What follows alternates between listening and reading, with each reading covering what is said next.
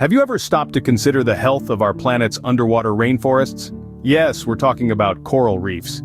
These vibrant, bustling ecosystems are more than just a spectacle of colors and life. They're the bedrock of our marine environment, serving as a home to countless species and playing a critical role in maintaining the balance of our oceans. But all is not well in these underwater havens. Climate change, pollution, overfishing, and destructive fishing practices are threatening their very existence. Rising sea temperatures cause coral bleaching, while pollution and harmful fishing methods wreak havoc on their delicate structures. These challenges are not just a threat to the reefs themselves, but to the countless species that depend on them for survival, including us humans. From providing us with food and medicine to protecting our coastlines, the fate of coral reefs is intricately linked with our own. The state of our coral reefs is a clear reflection of the health of our planet. Let's take a closer look at a specific example, the Great Barrier Reef, which paints a grim picture of the current situation. The Great Barrier Reef, located off the coast of Queensland, Australia, is the world's largest coral reef system. It stretches over an impressive 1,400 miles, comprising nearly 3,000 individual reefs and 900 islands. For millennia, this underwater marvel has been a vibrant, bustling city of marine life. It's home to countless species, from the tiniest plankton to the majestic humpback whale. However, the tale of the Great Barrier Reef is not all sunshine and clear waters. Over the past few decades, this once thriving ecosystem has been severely impacted by human-induced climate change.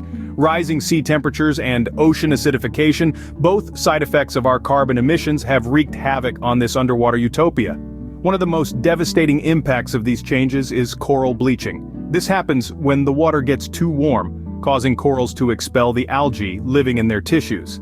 This algae provides the corals with most of their food and their vibrant colors.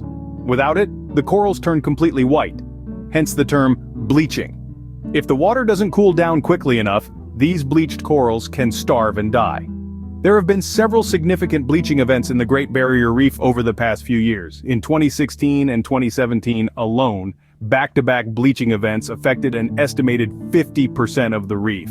The impact on marine life has been devastating. Not only does it destroy the corals, but it also disrupts the delicate balance of the entire ecosystem. Countless species depend on the reef for food, shelter, and breeding grounds. When the corals die, these creatures are left homeless and hungry.